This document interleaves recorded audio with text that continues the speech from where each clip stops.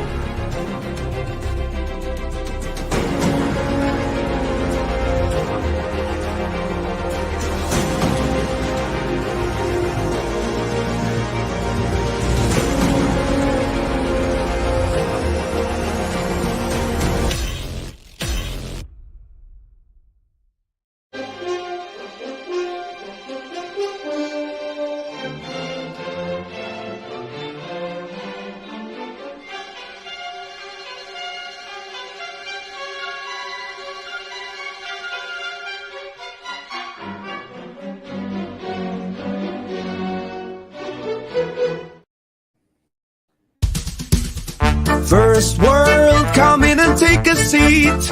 Pay us no attention, it's all conspiracy. We have satire and parody, some funny, some perverse. If none of it's offensive to you, you'd be the first.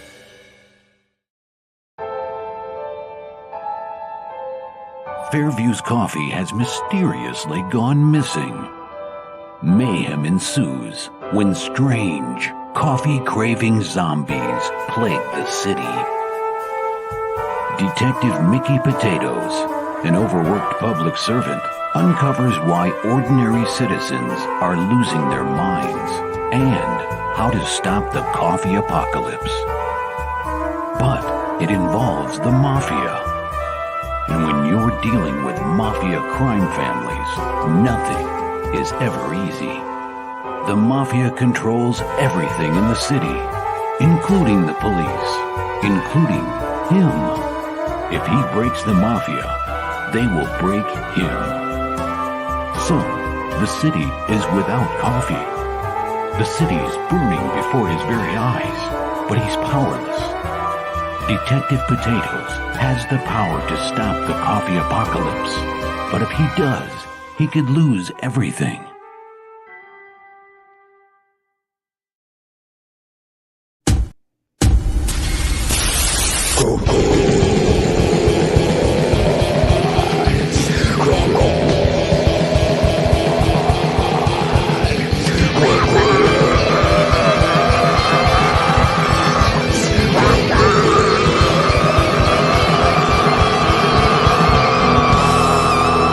Come get some.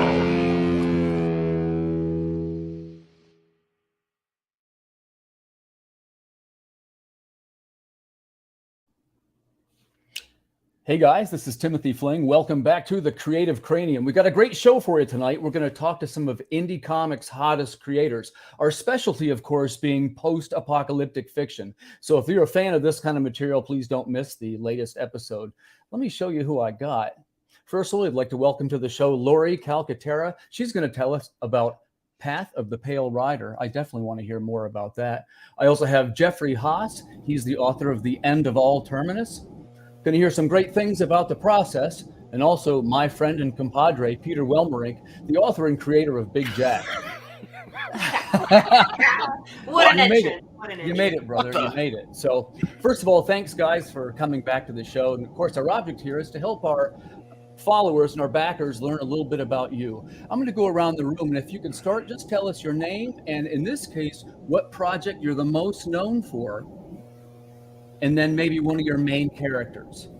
So we'll just go around in a circle. Let's start with Laurie Calcaterra. She's going to tell us about Path of the Pale Rider.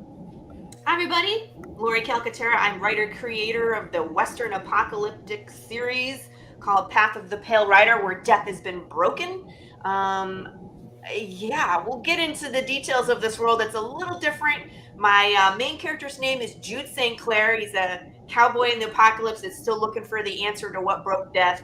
And of course, everybody's fan favorite right now is Big James, the undead bear, who looks like Cocaine Bear, but is much worse. I love it already. Next, we'll go to Jeffrey. Tell us a little bit. Now, I've been following Terminus a little bit. You've definitely got some characters, and this is like sci-fi races. Give us the lowdown on The End of All Terminus. All right, The End of All Terminus is the series that's currently on Kickstarter, so please find it. We're only $77 away from funding, so let's get moving on that. You got this. You got this. I hope so. But yeah, so it's a story where the universe itself is dying due to what's called the Great Rip, so it's literally tearing itself apart. First with some science mumbo jumbo. And my main characters is President Lamar, who's a human, the only leader of the human race, but the captain of the Terminus, which is the ship. And the one that's becoming most popular is Thraxis, who's a Gothic warrior, sort of a, if you like Star Trek, I guess the closest similarity would be like a Klingon, and he kicks some ass, and I think everyone's going to enjoy it. And basically, it's the last 7 species on the planet, aboard the ship, the Terminus, that's trying to escape our universe out of the boundaries of our universe before it all destroys itself. And it's sort of like Star Trek, Game of Thrones, and Aliens all combined. Yeah, and you also mentioned it has a high body count. It does indeed. It basically. Yeah, I kind of dig that too. Is it more than mine? I probably not. I mean, I did destroy the whole universe, so there's that body count. But the ship has 250,000 living souls on it, and by the end of the series, we're gonna have about 10 to 12 left over. Dang. So we're gonna be kicking off. Yeah. People think I'm brutal. Awesome. That's cool, brother. Wow. Next, we got my buddy. He's Peter Welmerink. He's the author and creator of Big Jack, another post-apocalyptic fiction series, which is available in both novel and graphic novel form, right? Counting, isn't it? It's 2 formats. Hey, so tell us a little bit about your characters. We're focusing. It's actually only in one format right now. It's a 3-issue comic book series, and but I think the next run after I pare down my boxes and boxes of issues, that I'm going to combine into one big graphic novel. So, yeah, sure. Big Jack for trade. Yeah. Hey, I'm a Big Jack fan. I told you, post-apocalyptic series, it's one of the better written ones. So we're going to go around in a circle. What we're going to talk about tonight is some character creation and how we approach these various challenges. The first one, I want to talk to Laurie a little bit. So she's got some well-developed characters, right? So the question is this.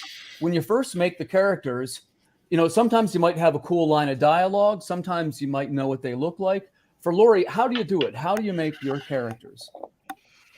I actually have a character bio sheet that I fill out for everybody, and it's like it's pretty boring, but it really helps because it's like name, age, height, stuff about their appearance. Like, do they have any scars? What's interesting things about their past that like sets their character, stuff like that. Do they have any special skills? Are they a pickpocket? Do they speak French? Jude actually can utilize American Sign Language. So I love that. That's awesome. You're going to see sign language in our story. But a lot of times, like, how I have an idea of how they're going to act, and I'm writing the character in the beginning as they are new and undeveloped, right? And I have an idea where I'm going to end. And so I have to develop the character traits so that way when they're at the end, all the things that make sense are there. Okay, that's perfect. Listen, hold on, pause right there, because that's part of the next question. Let's go to Jeff. Tell us a little bit your characters. When you make them, is it dialogue first? Is it what they look like? What's the first step in your character creation? The story is often dictating the characters at the moment. I will say sometimes I do a detailed focus on one character and the story builds around that one character. But in this particular case, the story has introduced the character. Like President Lamar, for instance, her character changed as I wrote it almost right from the beginning. And for the story to make sense, her character had to change a certain way. That actually almost dictated quite a bit of what happens next. Thraxus, which is a very cool character, he just kind of became. I decided I wanted a warrior race, and as I'm writing him, he became more and more what he is. And he's kind of dictating his own personality at the moment, and I kind of just running with it. Listen, when you made, let me ask you, let's put a point on it, okay? When you made the character, it sounds like it was built around his personality more than what it looked like. Is that correct? With Thraxus, the original concept was borrowing the idea of the race, which was he was going to be a warrior race of people. And as I'm developing the main character, as I said, the leader of that group, and I started thinking about it, he started kind of forming and kind of like coalescing around that concept, and he actually started pulling away from a little bit from the original concept of what he would be. It sounds like very personality based to me. Okay, Pete, let's go to you next. Can you hear me okay? Yeah, can you hear me? Yeah, you're making some noise with your headphones. Like that. Yeah, please stop doing that. Please stop doing that. Right. Listen to me. Calm You're down. like one of my kids. Okay, I got the next question for you. We're talking about the universe of Big Jack and character creation. What I want to know, Pete, is when you first make your characters, is it some line of dialogue or do you have a visual representation of what that character is? How do you make them? Go ahead, Pete. I actually started out with a visual representation of what I envision Big Jack as being. Of course, he obviously looks like a lumberjack. Right. But I thought that was like a good kind of interesting character to throw into a post-apoc world. Big grizzled dude. And anyway, I found that picture. I was just like looking for pictures for inspiration online. That's kind of what I look for first. I envision things first and then kind of go from there with the character building. I think probably like all of us, we have that vision in our head of what the characters look like. You hear them talking and so forth. Yeah. So, right. But yeah, and I actually found that image. Sure. That looks like Big Jack to you. Yeah, that was, okay. I found that was like a stock image. So I like bought the rights to, all right. to yeah, use I that. dig it. I dig anyway, it. Before I even wrote the dang story. I'm right there with you. And by the way, we're going to tie back into that. I'll just add my quick comment. Mine often start with a line of dialogue first. I often know what they say before I know what they look like. But I want to jump back to Laurie now because she said something that's part of this next question, which is when you're making your characters for your universe, Laurie, do you make it, let me think the right way to ask this. Do you know where they're going ahead of time and it's driven by the plot? Or do you create vibrant characters and you sort of let them run for a little bit in the world, like they go their own way? How do you put your character into the story? Yes.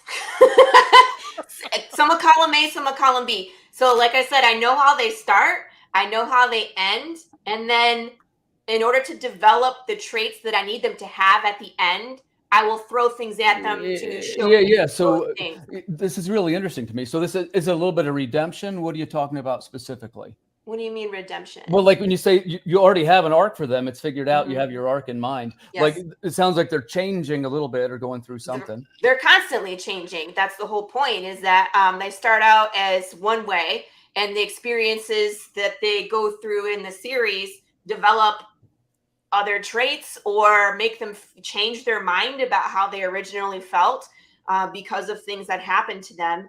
And then they go a different path, like what I did there. And then at the end, they ultimately get to the resolution that I have planned for them. So it's a little bit of both. Like, I know this is where he's going to end up, but a lot of times I'm adding things to the middle to develop those characteristics. And Right. sometimes I put him in there and I'm like, okay, how would he act? I'm like, ooh, he would probably do this. And it might be unexpected. And it could change into something else. So, Good. Okay. Good character development. That sounds fascinating. Jeff, let's jump back to you. When you make your characters, do you already know, like, do you have their ending in mind? Do they change along the way? What do you think? Well, I'll say I kind of, to borrow a phrase from Doctor Who, there are fixed points in my story that are immutable and will not be changed. Okay. There's at least 5 or 6 different points I'm definitely going to hit, including the ending, which has already been kind of basically written out, and especially Gotcha. how I get there. Some of the characters have changed. Like I said, President Lamar pretty much changed almost as I started writing the first few pages of her character. To Simon Thraxis, he was going to be more villainous. He's now more, I think, just more kick-ass. Right. But I think you kind of have to let your characters breathe a little bit. If you don't let the characters dictate at least a little bit of your story, you're going to probably lock yourself in too much and restrict yourself from what could be possible. Gotcha. Okay. Good answer. Good answer. Pete, coming around to you, in character development, is it more based on the plot? You already know where you're going with the characters, or do you let them run a little? I agree with both Laurie and Jeffrey. I mean, I know the beginning of the story. I know the end. I kind of know. I know about the characters enough to put them into the story, and a lot of the times, probably not so much in Big Jack, but when I wrote the transport novels, which are in the same universe as Big Jack, I had the first novel set in stone. I knew where they were all going, but then the second and third, I knew again the beginning and the ending, but the characters, it was kind of bizarre. Kind of took me where they wanted to go, and it worked out really well, surprisingly. So, I totally get that. I'll make my brief comment last. I always start with the ending, emotional scene, and I write it all backwards. And here's the thing to me, like I try to make it, I actually do have a lot of redemption storylines. Hey, Brian. Let's have Laurie take this one. As the story moves forward, how often are new characters created along the way? And do you give some of them stories within the property as well? Or are they left on the back burner? That's a great question, Laurie. We'll give that one to you. Well, Path of the Pale Rider does something different. So we have additional content. What? I didn't hear what he said. I said Laurie kills him. I mean, that is true. I do kill a ton of characters. Like, they're really like, don't get attached. It's basically Game of Thrones in the apocalypse because at the end, you're probably. Oh, that's a great tagline. That's a great tagline, Laurie. But I mean, that's a selling point to me. I like it. I'm like, yeah, he's dead and he's dead and he's dead. Anyway, but I do have these like really powerful characters that like move through the story. But Path of the Pale Rider also does additional mediums, additional content outside of the comic that comes with every issue. Tell us about that. Tell us a little bit about that, Laurie. Yeah. So every issue has a riddle on the back cover. And if you solve the riddle, it will take you to like a group with other people, or like the riddle for 2. If you solve that, there's a character, it triggers a character interaction. So you get something from a character. We write, I'm going to have web pages to hack. I'm going to have secret YouTube videos. I'm going to have phone numbers to call. I'm going to have podcasts. It's a content. Wow. Yeah, it's a rabbit hole you can fall into. In addition to that, we do a fan interactive short film that we also produce with every issue. And so you get to experience more of the world besides what's happening in the comics. So you're going to see, let me give you another example. So we have a choose your own adventure book. Okay. So you get to put on the hat and boots and you get to run bounties in the wasteland, and you get killed a bunch of times because that's how I roll. But there's characters in the story that you're going to meet that show up in the main comic. Yeah. So you're going to have backstory on these characters before our main character meets them. So you're going to be on the edge of your seat because you're going to know who these people are, and they're terrifying. But our main character is clueless about how dangerous of a situation he's in. Yeah. So it's, that's the way that we approach that, is there's these additional strong characters that you're going to find in the additional medium.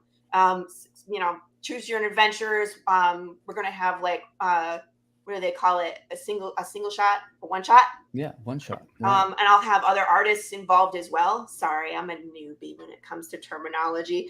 No, absolutely. You're doing terrific. And Laurie, the idea sounds amazing. And let's all take a look at it over on Kickstarter. That's Path of the Pale Rider. I'm just now finding out about it. It sounds terrific. Next, we're going to move up to Jeff Haas again. You know, we kind of made the point about the characters being discovered along the way, like they sort of had their own life. Are all your characters, are they plugged in from the beginning and not too much changes, or did they go in a different direction than when you first started? What's the story on your characters, Jeff? So far, a lot of them have gone different directions. Like I said, as I said, President Lamar definitely went a different direction. So I went a different direction. New characters are being created just to solve certain problems that I've, in the story I've had. In the first issue, there's a landing on a planet. I had Thraxus on the ship, and I was thinking who else would be on there. Characters were created to kind of fit what I needed. And interestingly enough, some of those characters I've already thought to myself, those are damn good characters. Pat myself on the back. They got a bigger story now somehow, and somehow I'm gonna fit them in. They're gonna have a bigger story. The cool thing about the end of All Terminus is that it has a really pretty big cast of main characters. A lot of different aliens, a lot of different characters will have time. And you do different races and stuff too, like, right? There's different races of aliens. I thought that was pretty cool. Yeah, there are 7 primary sentient species that live on this ship, the Terminus.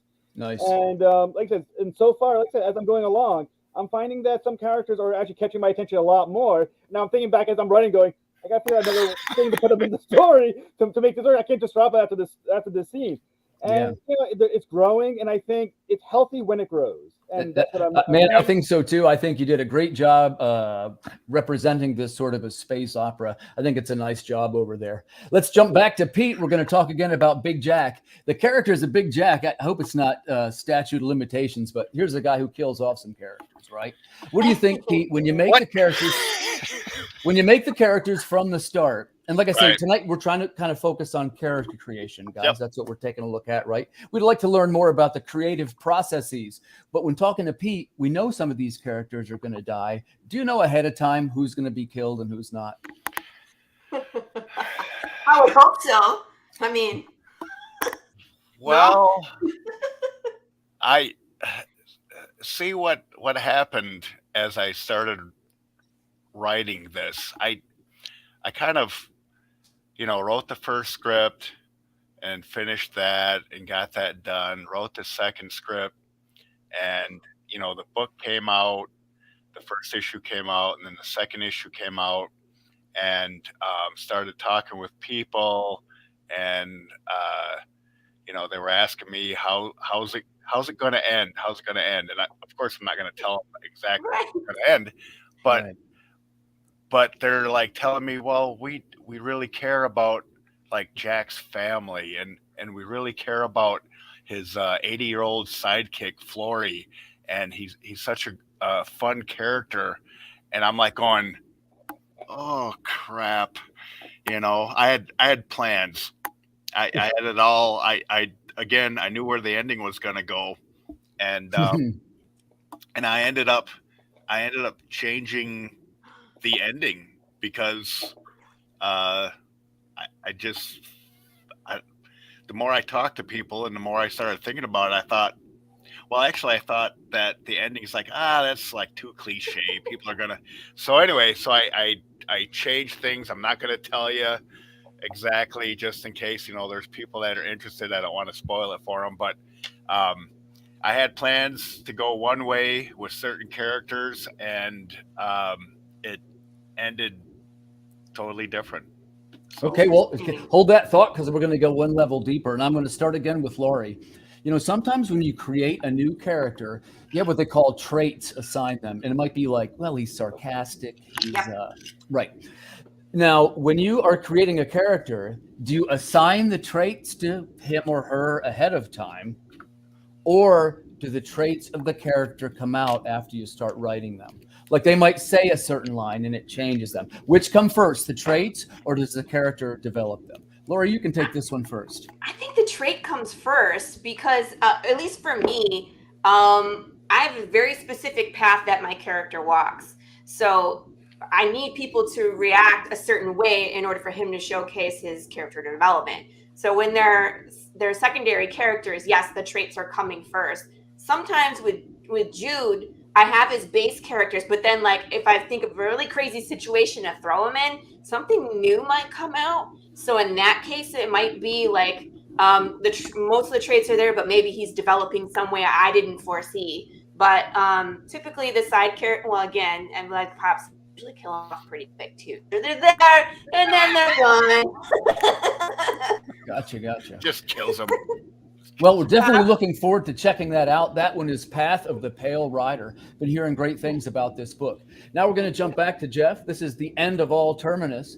Jeff, when we're making the characters in your world, first of all, I mentioned several times a high body count. I think that's a great line.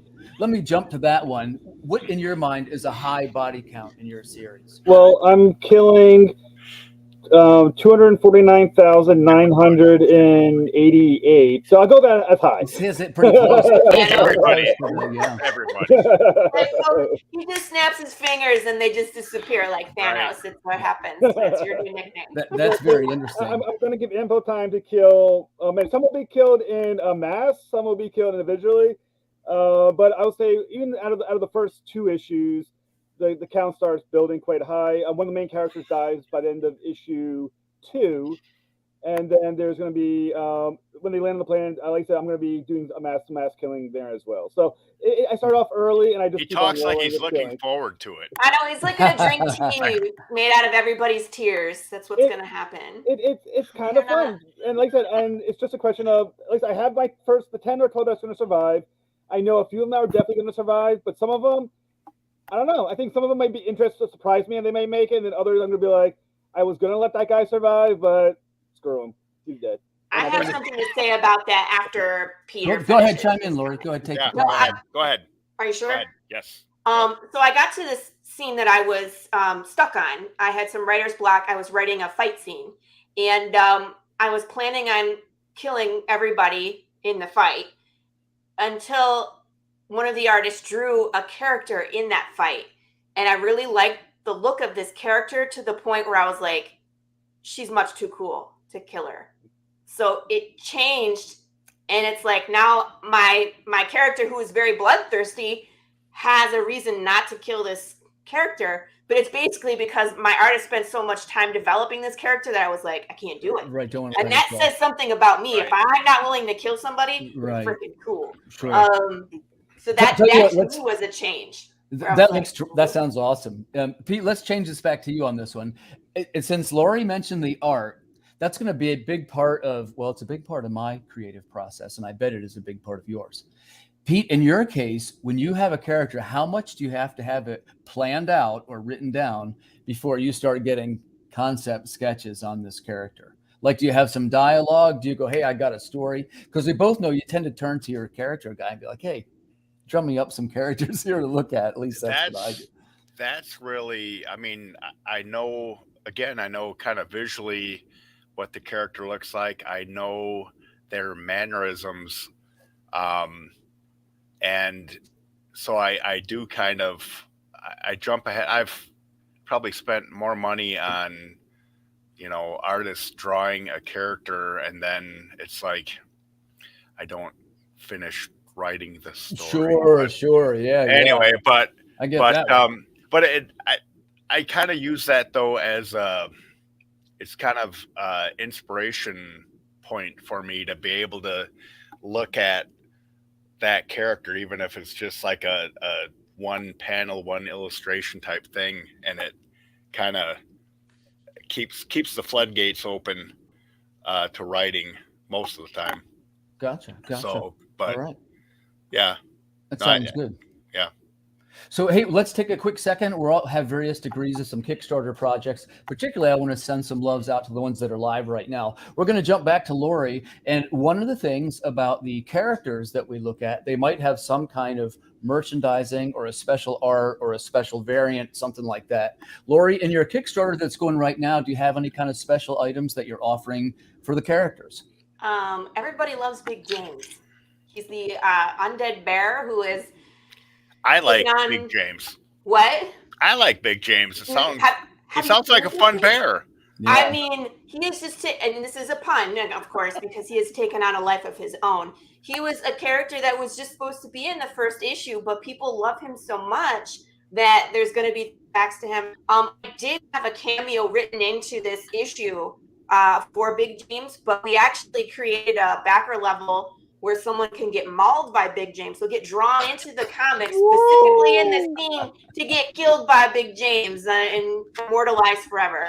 That one is gone. Nice. I also did Funko Pops and the Funko Pop for this issue. I saw that. Yeah, look, here's the Jude St. Clair one. Let me take my backdrop down because let's take a second. If we have it available, we'll go ahead, Laurie, you take the platform and tell us a little bit about the merch. Oh, cool. So this is a Funko Pop from the last campaign. This was from issue number 1, actually, where I did a backer level called the Singularity. We only made one. And I wasn't expecting anybody to get it because it was $500. Right. It was the second backer. Remember, Jeff? Like, we launched the project and it was like $500. And I was like, sure. Crap. Like, I wasn't even expecting it. No, listen, Laurie, you 100% have my attention. And let me tell you why. We've mentioned a number of times, the thing we got to do these days is to somehow stick out. And it's getting harder and harder. And I tell you, I thought that was a really original idea that you had there. With So they got Big James? Yeah. So what I do is like, okay, so the first campaign, we only made one. I got one for myself from the sculptor because these are custom made. Yeah. So in campaign number 2, I opened Jude up for a limited amount so people could get that one. And then we had the same $500 level, the Singularity level, where we would produce one, and it was Big James. So now we're on our third campaign. So there's 5 Big Jameses available. Let me, I can share that actually. Give me a second. I want to see Big James. Yeah, it's nuts. This thing is so big. It's cool. 2 pieces because it's like his head comes off. Let me stop this screen. That's so cool. Share screen. Here you go, Pops. If Pops is there. If not, we'll keep talking. Timothy, just look at the screen that I loaded. If you hover over the small screen, there you go. Oh, there it is. Hi, Pops. He was there a second ago. Here we go. It's this one. It's this. Here you go. There's Big James. Dang. Right. So this thing is so massive. Oh yeah, that's really cool. That's awesome. His head comes off. That's awesome. So he's Very amazing. nice. They got all his wounds in there. The inside of his mouth is like so detailed. He's so cool. This is actually the second rendition of Jude St. Clair. Mine is the first one. They did since we did a second one, he has squinty eyes, so he's still slightly different than the first one. So here's the squinty eye Jude, but this is what he looks like in the box. Amazing. They do such good work, and on the back of the box, they put the cover corresponding. So James came out with issue 2. That's the cover. That's beautiful. Now, where do you get those made? I talked to a sculptor on the East Coast. I found them through Etsy. They love me because they usually do cake toppers for weddings. Right. And he gets all these bridezillas. And, and I was like, hey, you want to make Funko Pops for a Western apocalypse? He was like, say less, send me some designs. And I was like, okay, here's Jude. And then I was like, the next one is the Undead Bear. And he was like, when do we get to make that? Yeah. That's really cool. Yeah. That is super cool. I think there's 2 left of these out of 5. There's 3 that are gone. We are 3 days into the campaign. So there's still a couple left. But I have Big James t-shirts. Let me go out of here. I have Big James. This is the Big James t-shirt, which is cool. Wow. So he gets a lot of merchandising because people like him. I have hot sauce samples. Again, it has Big James on the label. I love it. Yeah. I love it. So we do some interesting things. I think that's so awesome. Here's the keychain that I do. I make these myself. So that's a lot of our merch. Here's the other shirt. Oh, nice. Skull Arena. That's a really bad digital background. I have to get I like that one a lot. Mm-hmm. Oh, very nice. Thank you. Lori, thanks for sharing Right. those. If you're listening at home, that's Path of the Pale Rider. That's over on Kickstarter right now. Our next one that we move over to is Jeff. And hey, tell us a little bit about the merch situation, or what kind of things might relate to the characters over there at the end of all Terminus. Well, Brad Shipp, who's the artist, he apparently also is a very talented 3D printer. So you can now get a 3D printing of the Terminus ship itself. And it's about 8 inches long. It's going to only be gray, but so you can paint it however you want. But it's an 8-inch 3D printing of the ship, and you're welcome to buy it. I think it's at like $50, something like that. It's not too bad. Wow. So $50, get yourself the ship, and you can play with it if you want, and just and show the fake characters inside. There's a T-shirt as well, a 2-sided T-shirt. One side is going to have the Terminus logo that you see on the campaign itself. The other one will have a different logo on the back. So that's another good one. There's prints. There's you can get the Brad Shipp. He also makes mugs, so you can make a custom mug with the image on the front, which is really kind of cool. Right. I think it's like $30 or something like that. But there's some really cool stuff. Though you got me thinking about Funko Pops. I know. Hey man, if you want this guy's information, I'm happy to share it with you because he loves doing this kind of stuff. It would be doing him a favor as well. They're not sick of out there, just to be, He's aware. sick of doing wedding toppers. He wants to do some like actual. I got a guy like that too, and I'm going to save that for when mine comes around. But Pete, I want to hear what you think about one of each of your characters, Jeff, and that would be so cool. One of each race. Cool.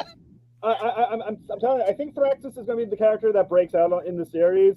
We're on the first issue, so yeah, a Funko Pop of Thraxus might be pretty cool. But I'm actually kind of excited I actually told Brad that I'm buying the ship for myself, so he needs to make me the 3D ship because I want it. That's cool. Sure. Those mugs were super cool looking too. I was like, so fancy. Pete, let me ask you. We'll go around to Pete and ask once quick about the Big Jack campaign. For your merch that you were using there, you did some T-shirts and stuff, right? Yes. Do you still do the custom short story? Lost my ass. On the T-shirts, they're not cheap, are they? On T-shirts, and our last Kickstarter for our Silver and Steam comic book, the T-shirt thing was unfortunately a total bomb. Oh, really? Yeah, I mean, big time. I like the T-shirts, man. I tell you, if I could, I would support every T-shirt, but that would get out. Yeah, well, I had an issue with the T-shirt maker this time around, and I won't mention names because I'd probably use them again. It was they had something going on and they just couldn't deliver, so I had to cancel the order and refund a little money. And anyway, but what was the question again? Well, I wanted to see. My question is really for you was what kind of merch was selling? Oh, yeah. So you mentioned one of the things I thought during the first issue of Big Jack was like, okay, well, I'm a writer, and now I've connected with some of these artists, so why don't I offer the backers? And this was like one of the last big tier items that I offered. I only put like a limited, I think I put like four slots for people for backers to jump into. But basically I offered a 2,000 to 2,500 word short story with a character of their choice. If they wanted even the character to be them, totally open to that. But anyway, offered a custom short story with a custom illustration that would go with that story. And with the Big Jack, every issue I worked with Erwin Arosa. That's my guy. We're going to talk about him on my. Hey man, tell you what, can I use that for the segue?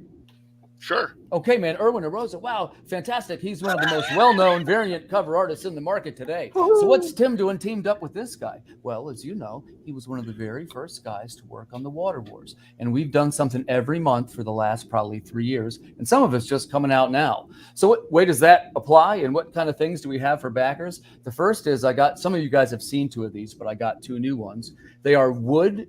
They're laser engraved wood etchings of the covers of the book. What? And I definitely wanted to make sure that Laurie saw this because I think this would be awesome for Pat. I need that person's information. Oh my God. And I promised him, by the way, there's a couple things that you'll like. There's the Lost at Sea. I love that. It's a piece of work. A Western book. Oh, I love that book. Are you kidding me? That is cool. A wanted poster or something? Hold on, there's more. Posters. Put your face on a bounty poster. Woo! I didn't even get to the good part yet. You ready for this? The Hunchback. Everybody's favorite Gothic robot. Which we got tons of weird characters over here. Earth Dog Studios. That's what got me into Earth Dog. Is that? And look, it matches the one behind me. That's an amazing cover. That's very Western right there. Yep. And that's my little bit of a shout out I'm going to give. That's from a company called Nerdables, and I'm paired up with them for the Kickstarter. And it will also include, you ready for this? Mm-hmm. You can have the same engravings put on a piece of slate so that it looks like a little rock, like mine would be. In this case, it's a cryptid-based science fiction series called Call of the Cryptid, in which we're going to be giving away some limited edition collectibles, just like the ones you saw there. And what it's going to include is the opportunity to have it put on there's two versions. There's the Terran artifact, Earth, which is that one, it's wood. And then the other one's going to be an unearthly artifact, and it's going to look like rock that's all cracked. And it's going to have the cryptid logo engraved into it. Can he make things that look like bones? You know, he does the 3D printing stuff. I only just started. So there's this, and I got one done on a stainless steel. So far, what I've done is I send him the cover art, and he etches it onto these various substances, including, but not limited to, coins, plates, coasters, this kind of thing. Poker chips? Just doing... Sam? Poker chips? I don't know. I don't know if I saw that one. But hey, listen, feel free to reach out because same deal. It helps him. He's trying to get involved with the comics people. Yeah, okay. And I saw these and said, what? I got to have it. Is that stuff 3D printed? Yeah. What it is. Is that what it is? And man, it's, again, viewers chime in if I got this wrong, but it's a machine. It's like a laser engraver like you used to make to do jewelry, but it's the size of a freaking, like you can put something the size of a stop sign in it. So you can put people in there? Right, I'm just kidding. But what we got is a guy who, and he does things like, and I'll give him a shout out, man, because his name's Wes, and he's part of this deal that I'm doing, I hope this will include Laurie in some ways because we got something coming up. But, you know, my launch is coming up the 4th, right? And I'm going to give away 10 of these to people during the beginning of the campaign as a gift. And I'm still working out the details. Maybe they pay me for the shipping, or I don't know, because it adds up pretty. Remember, I'm your best friend ever. Listen, I can work it out, and I tell you why. I'm cuter than you. I'm just saying. I hooked up with this guy, Wes, and he will totally take care of you on the customer service because he is a real dude, and he's trying to reach out to like the comic people, which is guys like us and girls like us. He might know people too that if he doesn't do 3D printing, he might know people that do that because it can't be too far off from what he's doing. But I'm sure if you find somebody that does 3D printing, they could do poker chips. Oh yeah, and you know who does 3D poker printing. chips? I just am new to it, so I have to get like the Tinkercad files. If I can find something like that, do you know? I wanted to have a certain engraved. I'm designing a whole deck of cards for a future campaign, right, with my characters as the face cards. So it would just make sense that we would also have poker chips. We played. There's a poker game that happens in my issue It does make sense. That, and let's make a deal, ready? Because I sense that all of us in these rooms. Thanks, Pops.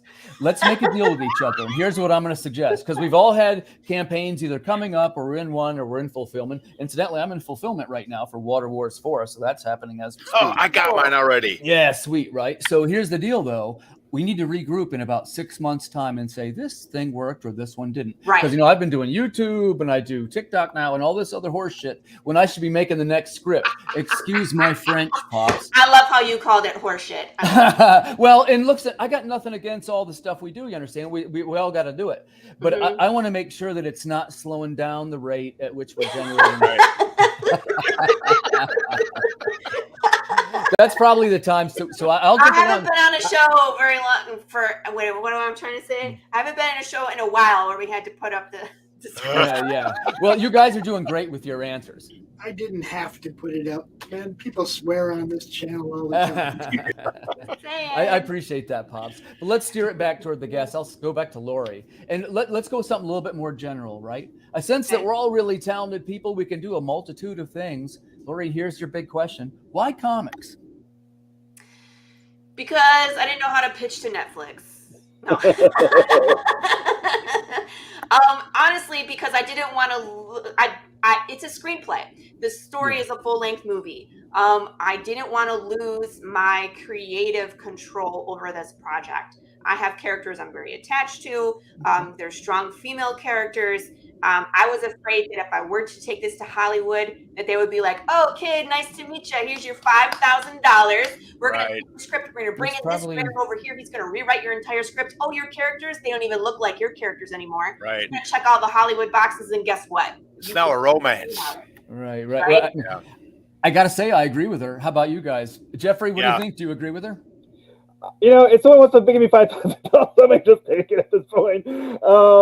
Just give me the money. Let me turn it around because you have some other stuff too. Jeff has his podcast that he does. He interviews big name guests. It's like a whole thing. So, but I'm going to ask you the question. Ready? And Pete, this is coming to you next. Why, out of all the things, why comics? Comic books are addictive. They're literature. They're literary crack.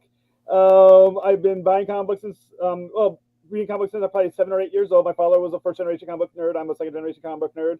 Nice. I don't think that was much of an option for me. I think it just kind of got in my blood. It's now, mortal. It stuck with me forever, and I think this is how it's going to go. Gotcha. I've been reading comics for a long time myself too. It just made sense. It just made sense, Okay, well, I'm going to save that next question then for Laurie. But Pete, real quick from you. So I know you write novels too, but am I right in saying you probably have more fun making the comics? Yes. Okay. So let me ask you, why is that, Pete? Tell us why that is. After writing, prose books, but I've always loved comics. I've always read. I got a huge comic collection. So when I got the opportunity to do, a comic book, a very visual,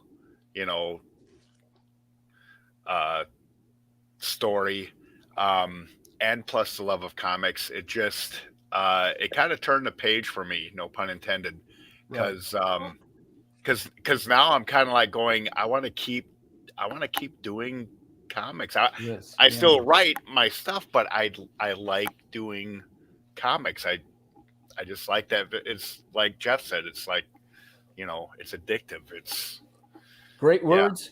Yeah. Great words from Peter Welmerink, creator of Big Jack. I think it's a great series, man. I dig it. Tonight, our specialty was post-apocalyptic fiction. So, you're fitting right in. I'll give my quick answer. Why comics? Because I'm driven by a strange compulsion. Even I don't understand it. Somehow that's what I want to do, is make the comics. And of course, I do some other writing too. Not really about that tonight. But the truth is, the thing that I want to return to is a kind of thrill that you get. And I bet all three of you have this. When you see a brand new page that you made, we're page makers. At the end of the day, we're page makers. So let's jump back to Laurie. I want to hear about the kind of things that she likes. And like I say, our broad interpretation of the characters, but I want to you mentioned that you read comics for years. What's your influences in comics, or even what's something that you read that really stuck with you and it influenced you, especially if you think a viewer might not know it?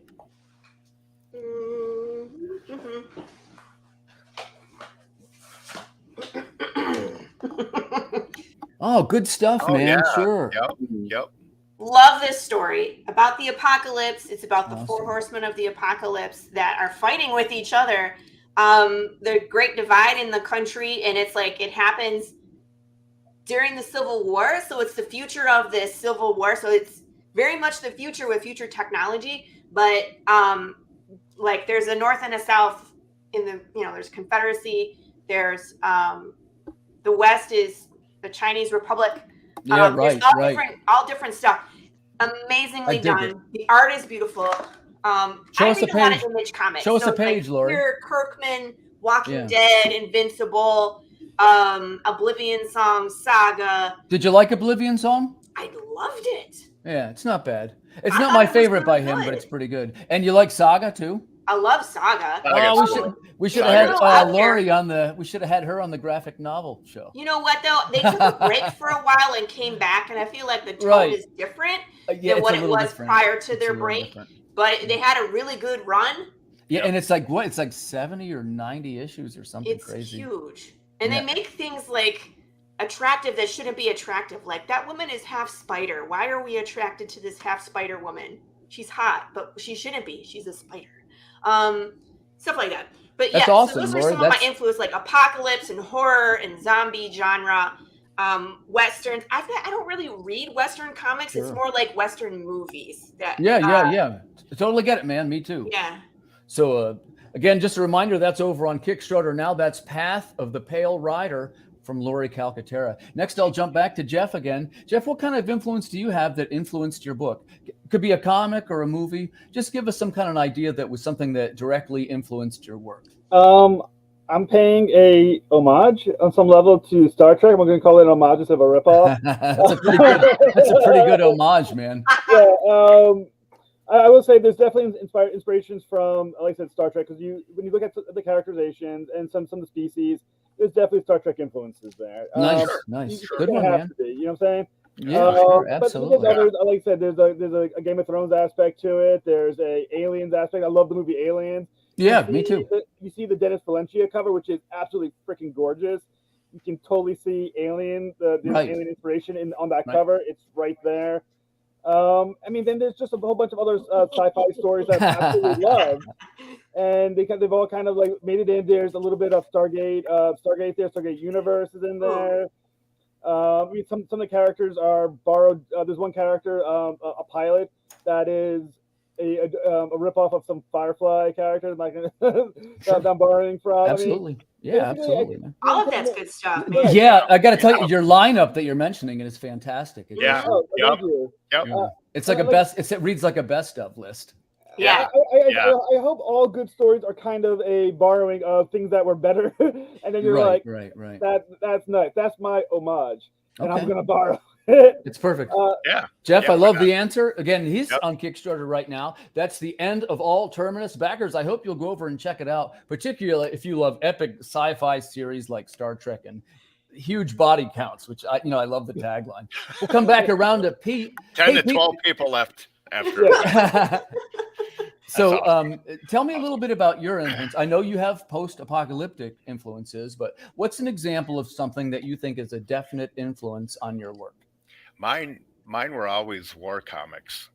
Oh, nice. DC, our Army at War, Sergeant Rock, GI Combat. Yeah. So, any chance you like the Creature Commandos? Yes. Yeah, Peter's perfect for that show. Yeah. So I wanted something, and this kind of ties more into the transport that's in the same universe as Big Jack, but I wanted big military vehicles, some military aspect to the story. Yep. Yeah. And then I also wanted it to be in the city that I grew up in, because I know the place. And, I tell people when I'm kind of pitching the book, why does it have to be LA or Tokyo or Atlanta or Chicago or New York or what, in the small places. Yeah. Why can't it be a Midwest city in Michigan that, so. Is that where you are? That's where I am at. Yeah. I think that's a nice touch. And then he really knows the area. I'm from Michigan. Hey. I'm not there anymore. Where? Oh. I was right around, let's see, I'm backwards. I'm over here. I was Northville. Down. You're all the way west? Yeah, I'm in the Grand Rapids area. Grand Rapids, Kalamazoo. I have family in Grand Rapids. But that's where Big Jack takes place, in West Michigan. That's cool. And yeah, it's just kind of fun. And even when I pitch it outside of Michigan, I just I say it feels it feels very authentic. That's one of the things I like about the Big Jack universe. Not necessarily far out, just weird. Yeah, right? Yes. Yeah. Speaking of weird, I will answer that question. My direct influences on my new book. It's called Call of the Cryptid. It's over on the Kickstarter pre-launch right now, but it's a little bit like an old Twilight Zone episode. That is a direct influence. And the other thing is, if I had to go by comics, I love the Swamp Thing comics by Alan Moore. I love Swamp Thing in general. I just love swamp monsters. And there's something about monsters, the tragic, misunderstood nature of monsters that maybe they're not necessarily always evil, right? Let's circle back around to Laurie and talk about the nature of evil. So you got good guys and bad guys in your story. What kind of dynamics are at play? Tell us about your worst character. My worst character is the world. That's a great answer. It 100% is. Like the antagonist of the entire series is the terrible place that they are. I mean, because there's so many different factors that are happening, like, undead people are unpredictable, the ethical things that happen to the undead, or, the undead creatures who become violent, food shortages, water shortages, overpopulation, riots. That's the part I love. A quick question for you. In your series, so you got to combine with a Western a little bit. I do want to know, why did you marry those two elements?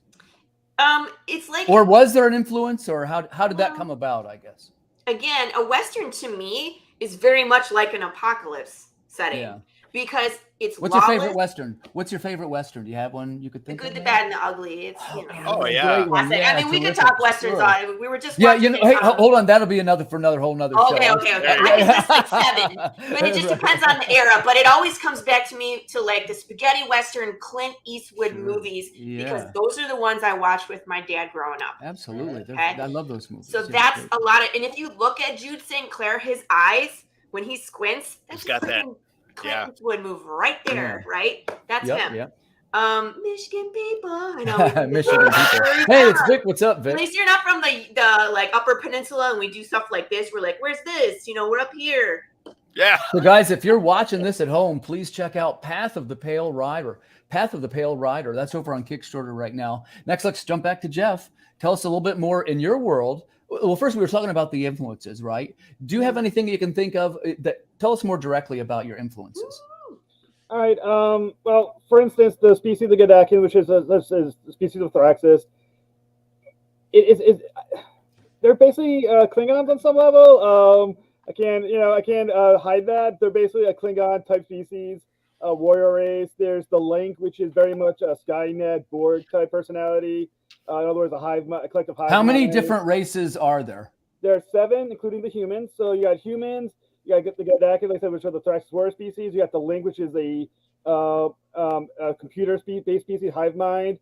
You've got the Zorakians, which are a clone species. So there's just one type of individual that's cloned thousands and thousands of times when they land on a planet. However, there's only two on the ship because once they land wherever they're going to land, they're just going to develop the rest of their people.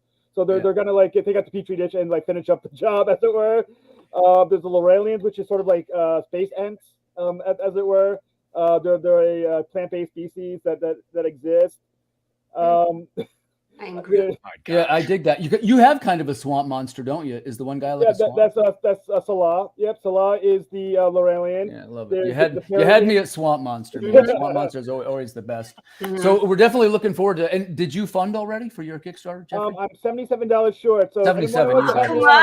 How much time you got?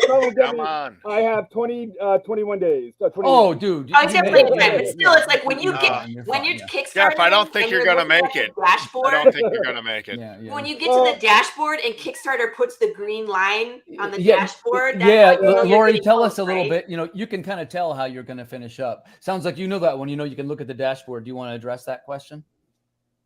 Like you can look at your number of backers and your conversion rate. And if it's 151 people that are following, you can times that by your conversion, which is usually 38 to 42%. And that number left over is your likely percentage of backers that you'll have. For me, it's been every time within 2 or 3. Really? I'm gonna do some math. Oh yeah, I thought. Listen, I didn't mean to steal it away from you, but yeah, the way it works is, Kickstarter has a thing called dashboard, and what it does, it tracks the number of backers, and then it's going to give you a percentage on how many have converted so far. Well, if you times those two numbers together, everybody that's in a pile, if you have 38% conversion, and I usually finish a little higher than that. So you take the converted followers and you multiply by the conversion rate? Just take how many are in the pile, which let's say, is usually going to be maybe about 150. Then you times it by the percentage of conversion, which shows you the rate that it's a percentage is what it is. And you times those two numbers together, and that's your likely that are still going to purchase. You lost me. Which number am I taking first? It'll say something like backers or followers, something like that. Project followers. Okay. Right. Project followers. And then there'll be either a couple levels down, or maybe it's a little bit to the right. There's a percentage. It says conversion rate or something. Yes. Like that. And it's a percentage. Yep. Yep. You times that number by the first time, and there's your number of customers. Like the percentage? It's the two numbers are together. If one's 150, let's say, and the other one's 30%, you times them together. That's 45. That means you got 45 more customers coming. So, I'm just out of curiosity, how many people who have Kickstarters now are now going right to their account going, checking my thing right now? Hey, I'm sorry. I didn't mean to steal the spotlight. I thought you, Laurie, I can do it with you. What are the two numbers? I have 79 followers. Right. And my conversion rate is 39%. Yeah. So there's 25 backers easy. You got 25 in the pipe. Well, I feel crappy now. I'm only at 23%. I've 84 followers. That usually spikes a little bit before the end. Laurie, this isn't too nerdy. Do you guys like talking about this? I thought you knew this one. I wasn't trying to appear like a know-it-all. I thought that's what Laurie. No, I've never heard that before. That's cool. I learned that from Travis Gibb.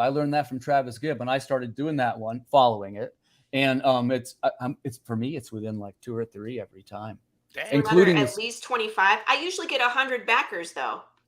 How many is your followers? My followers right now are 79.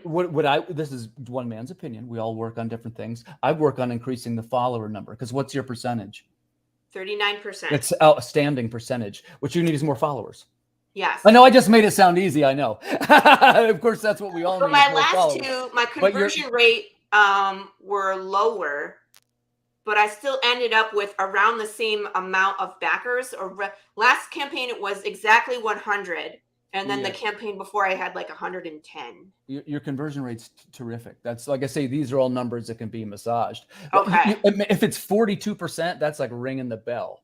That's what my last one was. But it's weird because you get followers before the campaign, but they still sign up during the campaign. Right. And in my case, and everybody's a little different.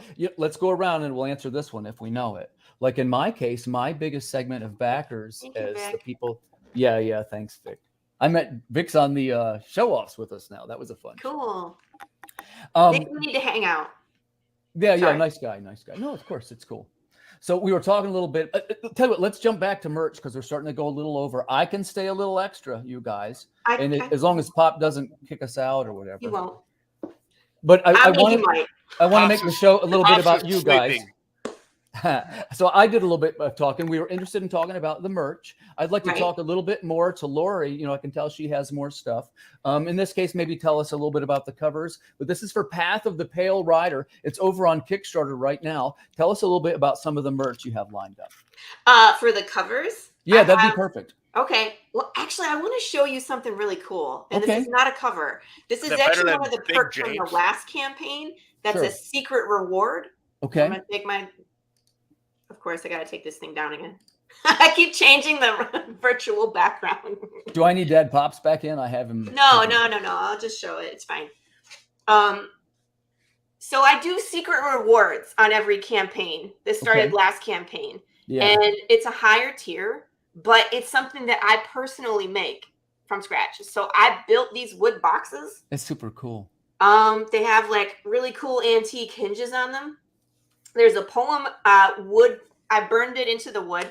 Everybody who is getting one of these got to name their bones. So they got to pick a name. They had no idea what they were getting, right? The poem says, when death has abdicated the throne, decay shall rule, rot and bone. Like a seashell sings of absence, beware, even bones can despair. So awesome. This is really cool. You open this thing, and there is a bottle of bones and ash. That's really cool, man. Wow. So it's because death is so broken in this world. You can be a pile of bones and you're stuck in your bones. Nice. So this is kind of like you put a seashell to your ear, you can hear the ocean. If you put this bottle to your ear, can you hear the souls of the damned? That's awesome, man. So it's going to be something a little twisted and definitely original that you won't be able to find anywhere. So awesome. It is demented, isn't it? That's cool. Kind of how I roll. Yeah. Thanks for showing that, Laurie. That is the Path of the Pale Rider. That's over on Kickstarter right now. A super creative and There's a secret level on this one as well. It's something completely different. I'm only making 4. If you like to cosplay. Oh wow, yeah. This one. Awesome. Wow. Yeah. Path of the Pale Rider. Check that out, viewers. Let's come back to Jeff. Tell us a little bit about the merch that's going to be available for the Terminus, which we are sure is going to fund. I mean, it could fund like any second. Yeah. Hopefully you get some. I will do a quick sit dance. A money dance? Yeah, I'll do a little money dance like that, but I can't show it because only if I fund. So it's hidden to funding. So, so we got we're gonna have 4 different covers. We got the standard. We got the Brad Schiff one that's standard. Chris Michael of Crit. We're doing a hybrid cover, which is pretty cool. If you ever I know those guys. They're nice guys. Sure. We're gonna have his main character from Crit arm wrestling by Thraxis on the cover, so it's gonna be like this cool like crossover cover. Dennis Valencia did the Kick-Ass Aliens cover. And then there's a 4th cover, which I have not revealed to anyone, but I'll mention it here for the first time. Raymond Lee is doing a painted cover. Oh, wow. Well. It will be only $10. And if you buy the bulk... have you shared the Raymond Lee cover? Did I miss that?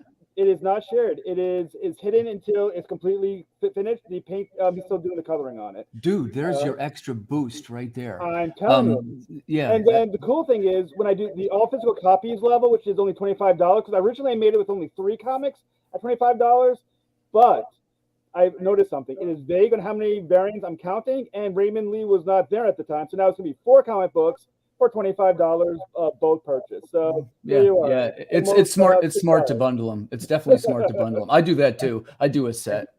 I did share a glimpse of the set with Laurie earlier, but I'm not going to reveal it. Tonight's show is going to be.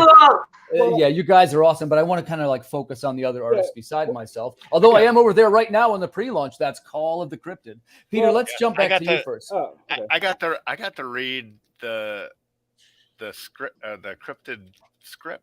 Did I? Or part? Yeah. Over like 2 years in the making. Before it was.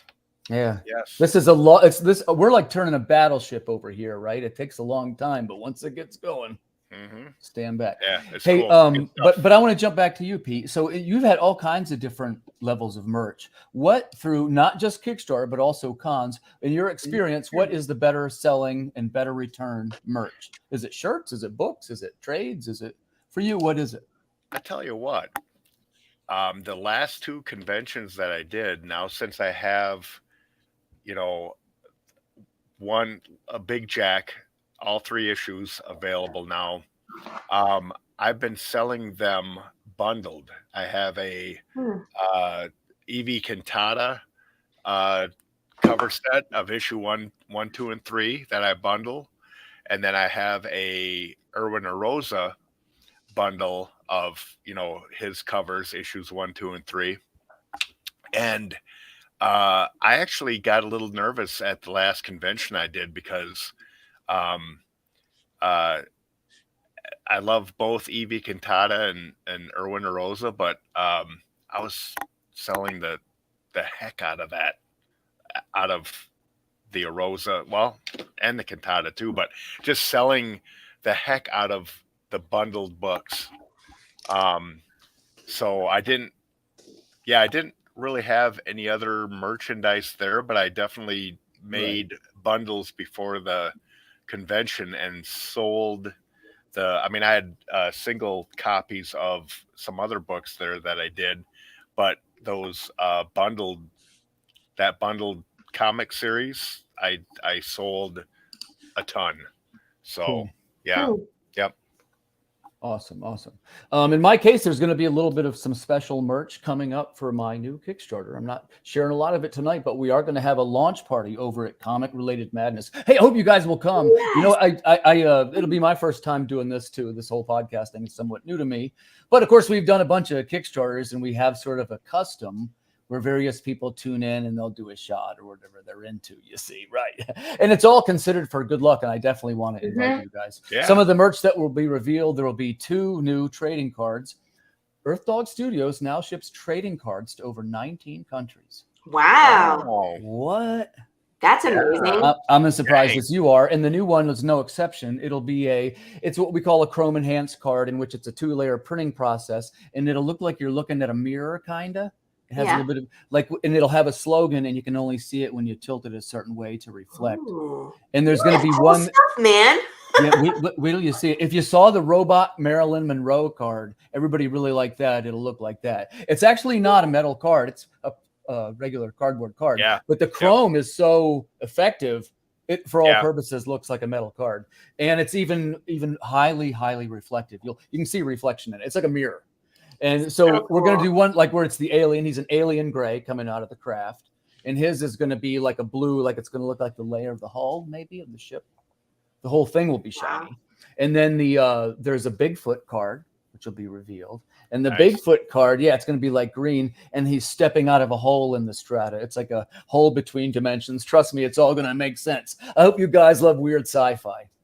So we got we got that coming on. So Laurie, as we go around the room, we're all various Kickstarter people. I want to ask Laurie a question. How has your experience been with using? Yeah, Madness Network is the best network. We are. Thanks for taking. Everybody. Yeah, Vic, man, I'm sorry. I forgot to tell you that's often called Marilyn Monroe bot. Out of all of our stuff, it was one of the most. It is the coolest. That issue, it. that issue was awesome, and all the bling that came with it. I got it all, baby. And we do that, and cool we're sticking to the other thing we do. We're all huge map nerds, so we always do what we call what's called the radioactive map. It's the one layer of the map is shiny when you're looking at it, and it typically shows the post-apocalyptic U.S. I'd love to share that with Laurie and hear what she thought about. Yeah. So, but my question. I think you're inspiring me on all this merch. I'm like, ooh, what else do you have? Listen, I definitely want to talk to you, and we'll make a quick plug for the fact that Laurie's actually going to be next on Holden's 11, and we're going to talk about the top 11 post-apocalyptic movies. So I hope y'all can. I hope you can get psyched. Oh, I'll have to listen to that one. It's a great list. And then I was like, but wait, there's more. I got to add this, and this. Yeah, Pete, you'd be surprised. You're getting a ton of views too. But let's jump back to Laurie. I want to ask you a question. So using Kickstarter, first, have you used any other platforms besides Kickstarter? And 2, what has your experience been like in crowdfunding? Did that go up? Did someone cancel something while we were on the stream? Oh, it does happen. It's definitely happened to me before.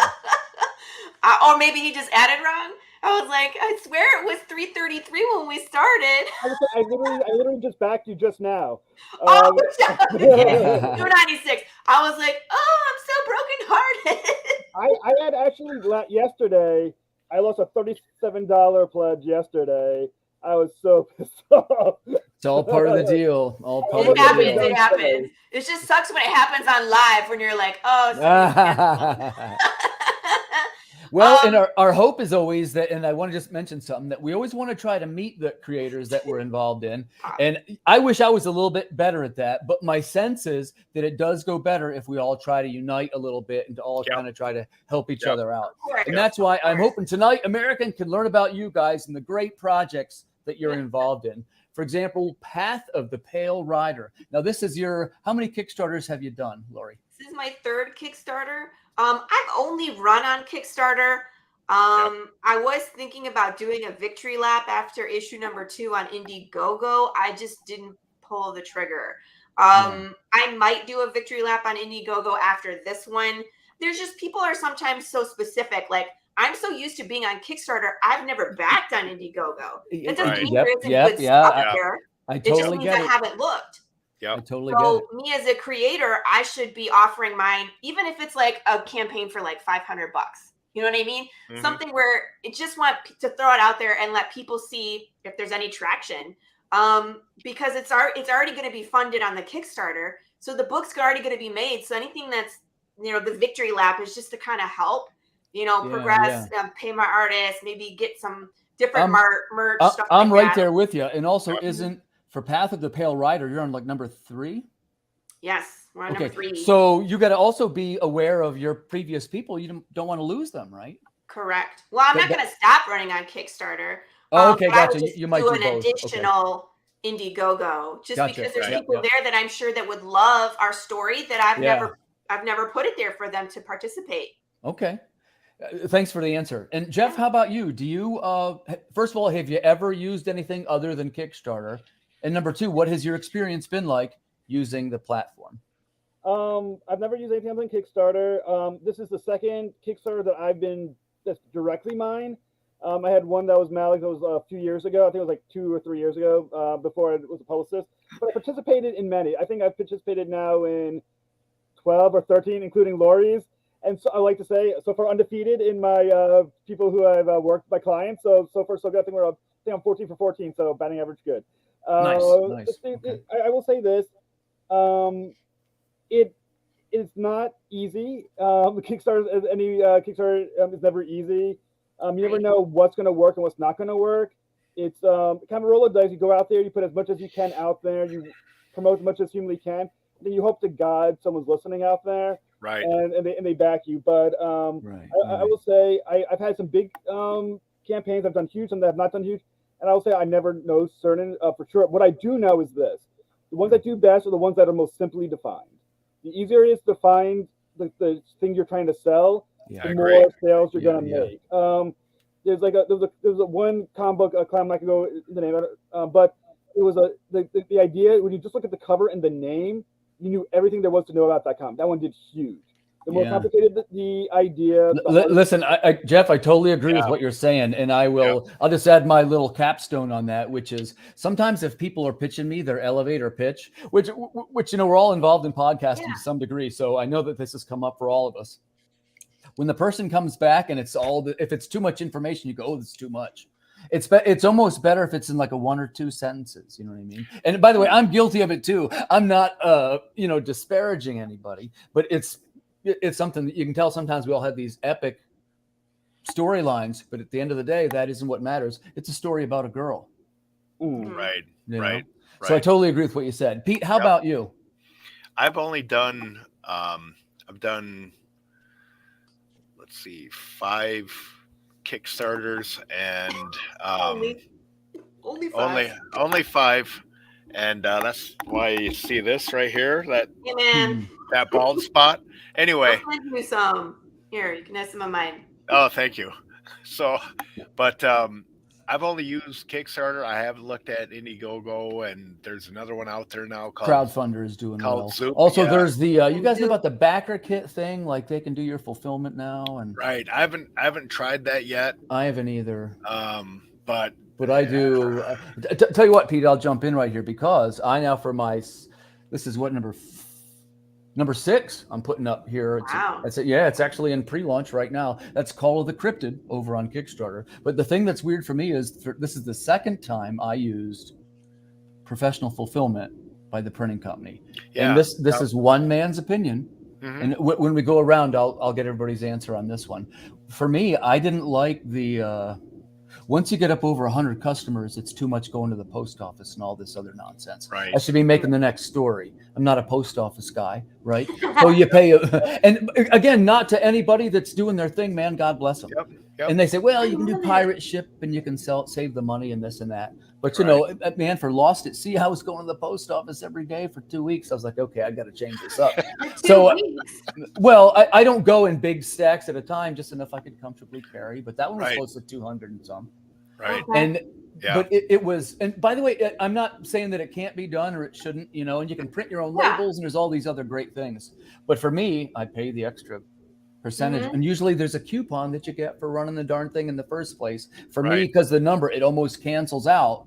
So I have them ship all the stuff to the customer. Well, how do they get the T-shirts and the? They don't. In other words, I still do about 30% from my house. So you still have to send a separate container. I have to send it separate if they do something like I do CGC books. I do the wood engravings. I do a thing called the radioactive posters, which is an 11 by 17 luminescent poster, and that gets shipped in a box. By the way, you'd like that I just too. want you to design all my merch. Hey, don't. It maybe seems like I know what I'm doing, but I hire a design guy, and it's all.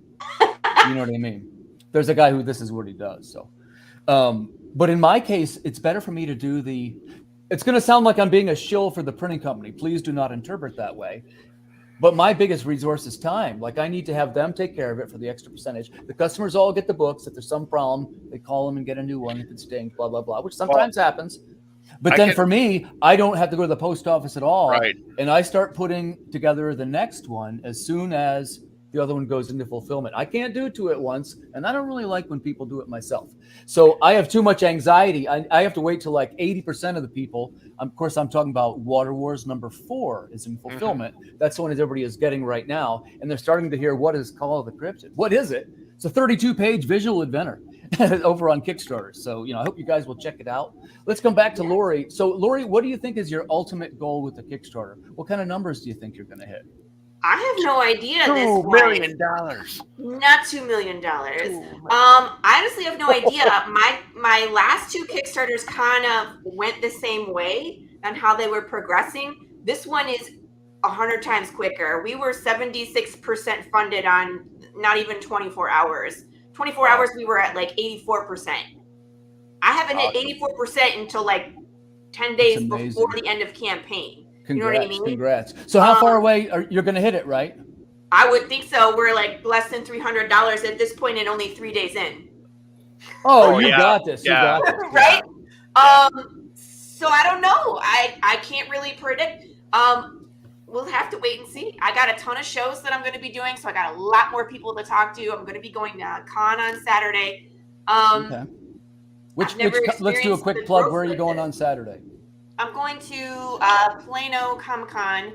It's going to be myself and a few creators, but it's an interesting combination because the host company is also having tables there as well, and the company is called My Possibilities, where they help adults with special needs transition from like a home where they're with their family into a facility, or it's like a group home, something like that. So there's going to be people set up for that specialty, but there's also going to be creators there like myself and other comic book creators, voice actors. Crunchyroll's recording studio is in Dallas. So there's a ton of voice actors that are here as well. So I don't really know. I've never done this one before. I just ran into Walter Jimenez at Cowtown, and he was talking about planning this other one. And I was like, sure, sign me up. Why not? That sounds great. And will you be doing any special activities there, which are to tie into your Kickstarter? Well, yeah. Let's hear about those. Well, I always cosplay as my own character, so I'll be easy to find because I'll be the one wearing the flashing light on my chest and the cowboy hat.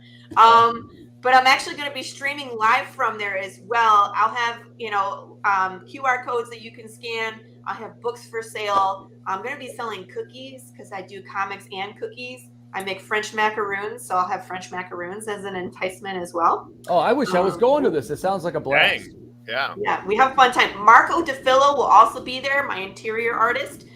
He is based out of Arlington. So when there's a con that's kind of in our area, we share a table a lot of times, so you get to see the both of us, which is really cool. Because I'm usually the one that has all the books, and then he can do like the table sketch, you know what I mean, or has like the original art and the little pieces of original art and the big 11x17s.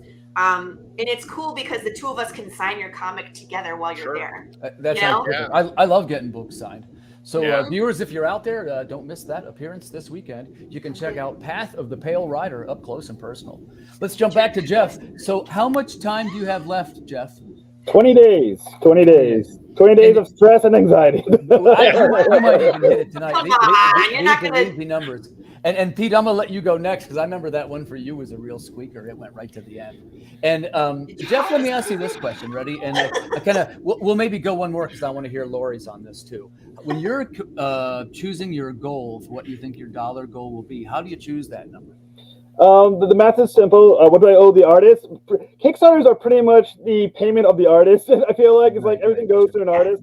So it's the artist plus printing. So I have I have 15 pages more to pay the artist. So 15 times what I'm paying, plus what I consider for the printing fee, tends to be what I'm looking for. Right. And hopefully with factoring in, because everyone who does a Kickstarter always forgets this.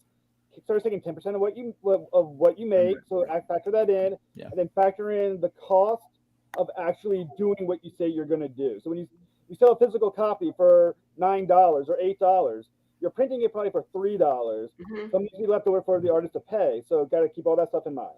Right. Yep. Right. Yep. Yeah. And It's what you said. It's artist fees, the cost of the merchandise, Kickstarter fees, print charges, shipping. You got to factor all those things in, and make sure you're including those credit cards. right. Failure. And then You might have a little damages, stuff like that. Right. Put in a buffer because there's going to be pledges that drop. Good point. Good point. Yep. Okay, Pete, how about you? Let's talk about real quick the fulfillment of Big Jack #3. Going by my memory, that's one that it went right to the wire. Well, my meaning, here's what the question is, buddy. Do I remember that it almost like you didn't fund right away and it went right to the finish line? Yeah, it was. Because what I'm going to talk about next is the anxiety that we sometimes get from Kickstarter. Jesus. Numbers, It still makes me anxious thinking about it. But it went right to the end. I don't even know. It was a nail biter. It was a nail biter. It was big time.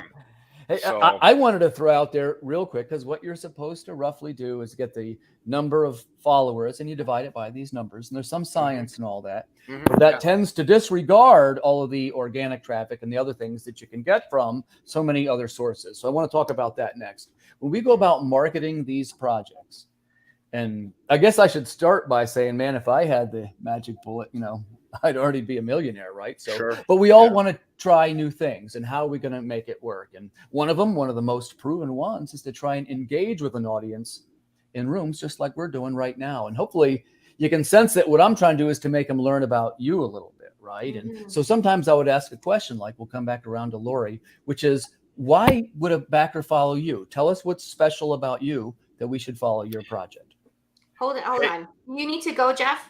Yeah, I gotta get going. My wife just got home, so I gotta. Oh, okay, gotcha. Or she said some stuff. I'll just say goodbye and thank you everybody who. All right, end of all terminus. Please go and check it out on Kickstarter. Thank you, Jeffrey. They're so close to being funded. Help them, man. I hope you get it. I hope you get it. You're gonna get it tonight. He's $50, gonna get man. it. It's just like, do He's it. gonna get it. And I want to help him out too. If the viewers didn't know, Jeffrey's a nice guy. He also has a podcast over there, which is Traversing the Stars, and has a lot of terrific guests. And please go over and give them a follow. Yeah. So close. Oh yeah, he's gonna be close. I know. Oh, yeah. That needs to just happen so he can sleep. Didn't he just start his? Didn't he say he just started his Kickstarter like 3 minutes ago? Right. No. Oh my gosh. And he's almost funded. So we are now we've dropped back, guys, and let me tell you, this is the post-apocalyptic crew. Here's what I mean by that. So the first thing is I got my new friend Laurie, and we're going to be talking on Holden's 11 about post-apocalyptic movies. The second thing is I got Pete, of course, creator of Big Jack, and been on the show twice now already. So got some good stuff coming up, and I hope, my real hope is that it'll get you guys some customers and they can learn more about these universes that you have made. And I had started to ask Laurie about what type of customer might like her work and why they should follow her. You know, go a little bit deeper. Like, we all have different strengths and weaknesses, but if somebody's following Laurie for the first time, why should they follow you, Laurie? Because I make it an interactive experience. That's what kind of sets us apart. Is not only can you read the comic, well, you can choose your level of involvement. We'll just put it that way. If you just want to read the comic, cool. That's where the meat and potatoes is. That's where the main story is, all the action. People love choices. Right. If you want more, we have more. Where you can solve those riddles. You can have interactions with the world itself. And if you want to go a step further and put yourself into the world where other people can see you interact in the world. For example, we do those interactive short films. The last one we did, and you can see all these on the Kickstarter page. If you scroll to the bottom, you can see all the riddles that we've done. You can see all the short films that we've done. I love the idea of the riddle. I just want to chime in real quick and say I think that's a terrific idea. I love a couple of things that you're doing that engage the reader. So if you had just to expand this a little bit, so one of the things, we're mostly talking about characters, but it's also, we're Okay. all big, probably world builders in this audience, right? And you have a couple things. You got the riddles. And when you go into these, who are you aiming this at? Like, I think they're terrific ideas, but how do you think, hey, this person will like this? My audience is adult. They're usually people that enjoy westerns or apocalypse or horror, sci-fi, because we're kind of a mishmash of all of those things. Yeah. Let me give you some examples of things that if you like these, you would enjoy my series. So, of course, spaghetti westerns. But let's talk about some movies. Book of Eli. Oh, yeah. Mad Max. It's on the list. Yeah. I think most of them are. Mad Max. These are gold. If you like video games, the video game Fallout, which is very post-apocalyptic, is very much that as well. You're going to see reminiscence of like The Walking Dead, the TV show, or the comic book. A lot of that. We're not so much Resident Evil, not that kind of level of zombie, but we have like steampunk aspects. There's the supernatural aspect. It's very diverse in the topics that we go for. So I just want to say, if you're a big nerd like I am, come along for the ride. I am, Laurie, and I got to be honest with you. You just rattled off about 10 of the things that I love in a row, including Fallout. I'm a dedicated Fallout player. Pete, let's jump back to you. Are you really cool? Well, we'll do that one too. So, Pete, now when you talk about your, how many Kickstarters have you done? 5. Gotcha. And now, I want to ask this question. I'm going to come to Laurie. Is that a high number, Laurie? It's higher than mine. So we're just like, it's fine. But the rest of us who are new are like, one Kickstarter, woo! You know, and you're like, Laurie, I think you've got, 5. you say that like you're not doing great, but I tell you, your engagement with your viewers is really high. You have 5 funded Kickstarters. Yes. Yeah. You're my hero. You're my hero. I will say I fortunately never lost one. And I'm going to throw some out. I hope, we're going a little over time. Is this okay with you guys? No, I got to get going in a little bit, but. Okay. Well, just let us know. No, like I say, but I want to ask this question. So sometimes the people talk about things like, hey, well, the other thing is you can set your goal really low and then the algorithm springs against how long your percentage of likelihood of being on the front page of the search result is a little higher because I'm not trying to be negative, but I'd lose my ass. I'm like totally. If I did, I don't know. I've heard it both ways where it's like, I'm too nervous to set it at 1,000 when I really need like 5,000 is what I really need. Yeah. You know, I'm keeping my goal the same as it was the first and the second campaign, but I've brought out another artist. I have more ambitious things I'm doing. I might experiment with that. I thought about doing it for this one because again, when it's like funded into, I would have been, if my goal was $1,000, I would have been funded in 20 minutes. Yeah. Right. And I would be sitting at 400% right now. Right. But it's not reflecting what I actually need to produce this comic. Right. Do you remember? Hey, now is this these kind of questions, are they interesting to you guys if we ask about Kickstarter? Yes. Okay, Laurie, how about this? Do you remember when you started how many followers you had? Yeah, 125. Okay, great followers. And it was huge the first one. And that's sometimes you know how you're progressing and you're doing great, but you still question if you're messing up. Does that happen to you, Peter? Yeah. Now, are you talking about followers before the thing launches? Yeah, that's what I meant. Yeah. See, now you're a rock star. So I might have done 5 Kickstarters, but you're a rock star because you've had like a gazillion more followers before your Kickstarter launch than I've ever had. But my conversion rate was like 20%. Right. Now, my next Kickstarter, I had 74 followers. So it dropped before I launched. Yep. My conversion rate went up to 42%. That was great. Yep. However, I didn't make as much money on my second campaign as I did on my first one. So figure that out. Right. And now this campaign, I had even less people following. But look what happened. Yeah. You know what I mean? So I can't explain, because we're always like, hey, get 100 followers before you launch. You know? Look at the difference between the 3 campaigns. The one with the least amount of followers is the one that's going to fund first. I don't know. Is Right. is there anything? Is that anything to do with how you're marketing it right now? How you're Probably. promoting it? Well, probably because again, when I first started, I didn't have a show. Like I'm on Exactly. the Tuesday morning brew every week. I Yep. interview and I have, I collaborate. I've built my community. I haven't even been doing it a year, but Mhm. I've met so many people. Yep. So Yep. I think I'll that come helps. on, Laurie. If you squeeze me in, if you want to talk about cryptids, I'll come on.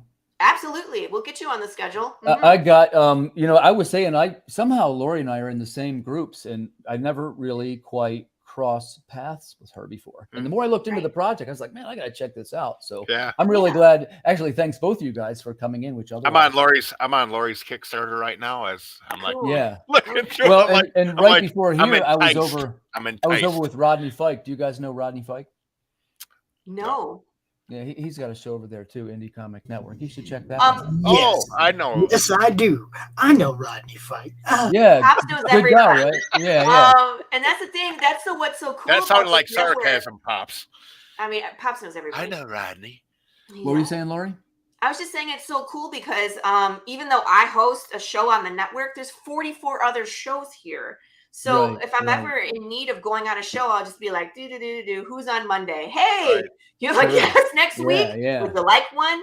And we've talked a number of times about what are the ways that we somehow kind of link up and try and help to promote each other's work. And with having both of you here, I will tell you, this is the kind of thing, right? Like, I don't 100% know what the angle is. If I already knew, I'd be a millionaire, right? Yeah. But the truth is, I know we've got to have things that are more like a show and less like an advertisement. Right. Yeah. Yep. Where people can, disagree with us or whatever, this kind of thing. And I hope viewers enjoy seeing inside of your creative processes. I always do. That's the thing. I like to learn my from creative process. Yeah. And hey, now you know how to predict your Kickstarter closing. Yeah. I'd be glad to talk about that if you ever want to. I'm super into the nerdy elements. I love to pick everybody's brains for anybody who's done more Kickstarters than I have. You know what I mean? Because that's one of the ways to succeed is find people that have done the thing that you want to do successfully and ask them, what did you do right? What would you do differently? I can learn from your successes and mistakes. So t-shirts. I can help my own club grow. So be open to critique. I was on a show today and the guy was looking at my Kickstarter and he's like, what would help you? He's like, if you put this, this, and this at the top. Okay, let's try it. What can it hurt? Yeah. He's run 26 Kickstarters and I've run 3. How about, let me ask both you guys this. Do you use an email mailing list? No. Laurie. See what I mean? Yeah. You have, here's why. Listen. How do you get people what is yours? For that? 48%, 42%? You're killing the people that you're swinging at. Like your percentage of getting them is super high. So listen, if I was your coach of your publisher, that's your number you got to bring up. You'll murder it then once you get that number bigger. Gotcha. Because you're converting so high. Like your people that follow you, they're buying your stuff. So it's just you got to get more people on your bus, Yeah. How do you do that? So email list. What I do, there's 2 things. And again, remember, and this isn't, I hope it doesn't come across like I'm being this genius. No, I'm asking for. Out of the Kickstarter, I take the backer reports and you have like a limited number of days. You can download them into a file. It's a CSV. And if you use an email server, in this case, I used MailChimp. Anybody use MailChimp? I know it's not the best one, but you can convert the CSV and then each Kickstarter, the number gets a little bit bigger. And I have something. Do they have to give you permission to be on the mailing list? By being your Kickstarter customer, they give it. Okay. Because you have to be able to. Every time you post an update, it goes to them. Correct. You have to be able to email them in case something went wrong. Right. And you're allowed to say something like, hey, I got this next project coming up. And it can also be things from comic conventions. And we'll come to that one next. Laurie, next you're going to get the comic convention question. But so let's say, for example, you've got, like, what I want to do is I want to get to 100 followers and I want to get to 200 customers by the end. So the strategy that we're using to try and get there, number one, is to try and get followers up there, which would be through things like we do the YouTube channel. I appear on a lot of shows. We do Creative Cranium once a week. We meet creators. We try and network, try and help each other out. And then I also started doing 1 TikTok a day, which drives people to the YouTube channel. And we talk about UFOs and stuff like that. But for you, I would immediately download the CSVs off the Kickstarter and use that to build a mailing list. Right. And here's why. What you'll see is I send these emails out, and look, I'm only 500 and some names. There's people that have 10,000 names. I get it. But my 500, they open at a 48% rate. Really? And yeah, they read them. That's great. Right. Which also suggests I should probably be over on Substack. I get that too. But you're trying to wrap your head around all this stuff, right? Like I realize Facebook's probably not going to be around forever. Is it TikTok? Maybe. My daughter's on TikTok. She does real well. Does some stuff. The reason why I think TikTok does so well is because people have a short attention span now. Right. Right. We all have, but you can get reels and shorts on other platforms. The CEO of TikTok was testifying in front of Congress today. He didn't look too good. He didn't look too good at all. So I wouldn't put a lot of banking in TikTok here in the future. But you can still make reels on Instagram and Facebook and on YouTube. So there's other place for short form video. They're just going to take TikTok away. I do Facebook stories. I don't get much traction on Instagram. And TikTok. Hey, I tell you what, man, people use it and it becomes a thing. And what I have to learn is how I tell you, this is almost enough for another show. And I'm gonna get Laurie on this question when she comes on Holden's 11. And it's gonna go something like this. Customers that buy things, they tend to buy something more if they discover it more than if it was advertised to them. They have to feel like they sought it out and found something cool and it was special somehow. It can't be like, you need to buy this. This is my 11th one. Just buy it. Here's my link. Spam all the link graveyards. But I'm referring to myself now, right? Right. Like, what is the way? And it's got something to do with buyers now like to interact with us in the formats like we're seeing here tonight to learn a little bit more about us. And tonight it was to learn about our creative processes. And this show is a little bit for creators. As you know, we have a lot of creators on here. But that said, at the end of the day, how do we reach that customer? How do we increase the discovery? So let's ask that question. Laurie, how do you increase the discovery? That is a great question. The method that I've been using is to go on like shows like this, let people get to know me. I talk about my concept. I talk about, kind of the other things we do with the comic, and then point them to the whatever page, if it's the Kickstarter or the web page, and let them look around. I usually do a call to action just to be like, hey, I need your help. Please support indie. Yeah, do one right now for Path of the Pale Rider. Shout it out. Everybody, I love you. Thank you for supporting indie comics. We really need your support because we're trying to do everything ourselves. We wear a lot of hats. We stress out about these things because they're like our kids. And every little donation that you make warms our heart and helps us get closer to that goal. I would love to see Path of the Pale Rider in your hand. The story is fabulous. I'm trying to be modest, but it's a really good story. The farther people go in the story, it's addictive. And I really want to get to issue number 8 because once we get there, there's no turning back. Everybody will be on board. It's really good stuff. So come on out, go check out the Kickstarter. I got a ton of stuff for, that's different and that I think people will like hot sauce and metal covers and Big James the Bear. On anything it sounds terrific. Laurie, just real quick, I want to say, I think you've done a terrific job in your world building, and I think the merch sounds really strong. Yeah. I think this project has a lot of potential. I'm talking about Path of the Pale Rider. It's over on Kickstarter right now. I hope you guys will go check it out, and it's been just terrific meeting Laurie. I'm already there tonight. So, Pete, man, tell us what's up next for Big Jack, and I will. And this one will circle back to Laurie too. When you make your books, are they headed for a publisher next? What is the next step for that completed arc of Big Jack? Big Jack is done. What? Big Jack his story is over, my friends. I am on to a new space-faring gals. Oh, you want to talk about Susie Steam? Yep, Susie Steam and Silver Skady, the Silver and Steam comic book, which is like a Silver Age homage. Yes, cool. It's got a cool kind of more earthbound, even though she's not from this universe, but a kind of a cool space adventurer gal, and her German Shepherd Sarge, which that character was created by a friend of mine, and then because I like Silver Surfer, I created Silver Skady, who's a gal that basically rolls across the multiverse on cosmic skates.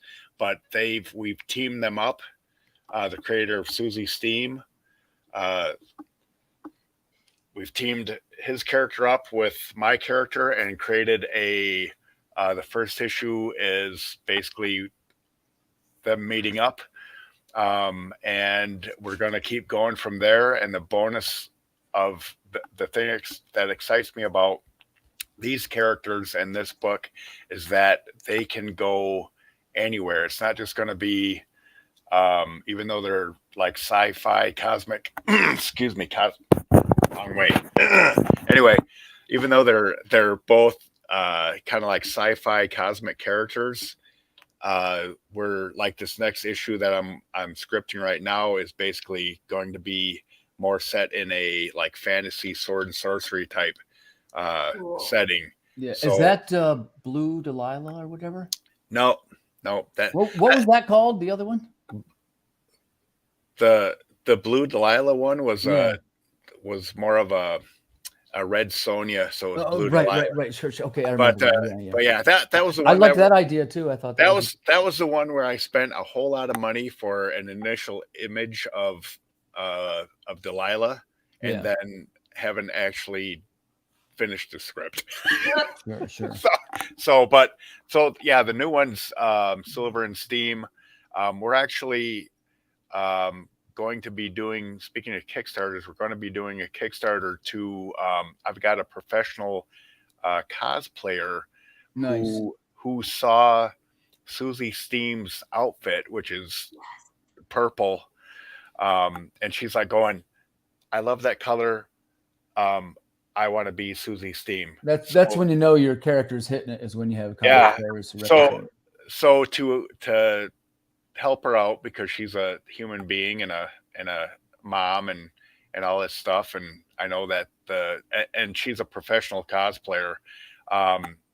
We're working on putting a Kickstarter together just to fund the rest of her outfit, because it's going to be, and I don't know a lot about the cosplay thing, but it can get expensive pretty quick. Yeah, I mean, anyway, so was it light up? Yeah, right. Well, she does. She did the Baroness from G.I. Joe, and yeah, nice outfit. So she is. Oh yeah. I would also cosplay as the Baroness from G.I. Joe if I had a great one. That's a great one. So yeah, so she does. Anyway, so her outfits are like really done well. So we want to do a Kickstarter to be able to fund the rest of that. And one of the offerings, just real quick, is going to be, the main offering is going to be an 8x10 professional. Oh yeah, that's my business card. Yes, that's awesome. That's awesome. It's that one, and then like here's the back of my business card. So I love it.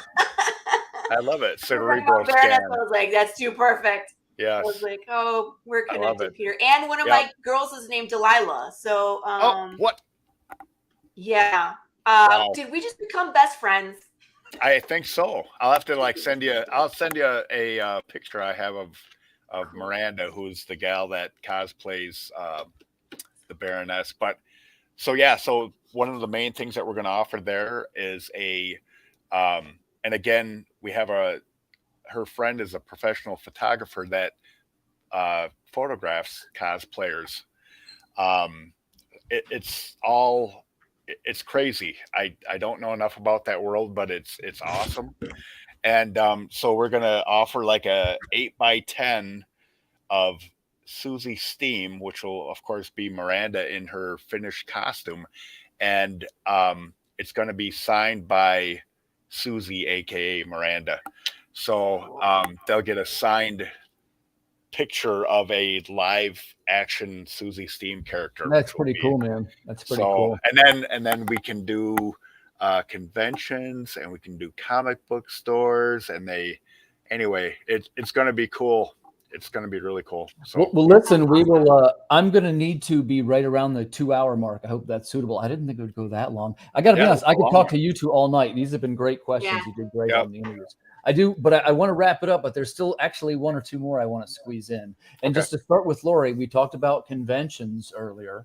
What does I like that backdrop, by the way. That's what was playing the first time I saw it. I was like, well, she's doing really well for a comic book writer. Yeah, damn. No, I was like, wow, comics pay good. And I was like, yeah, I'm sitting in my basement. Yeah. You I was can't like, tell, you must can you? live in the Midwest to have a basement. I miss my basement. We don't have basements in Texas. It's not a thing here. Yep. So for conventions, let's just talk a little bit about this one. So first of all, do you have conventions in your schedule? If you do, how many? You mentioned Plano, but like, what does a year look like for you, Laurie? The group that I publish with is Charter Comics, and they will do probably 12 to 15 a year. So you have someone, they take them there and rep the books. Yes and no. Like we'll all go together. We're all responsible for our own table fee, but like we'll get a block of tables. So we'll all be together. And then we kind of caravan there and then caravan back. So it's nice because you're with the group, you're not by yourself. That is I'm only doing local ones right now because I'm still trying to, again, I'm newer. Yeah.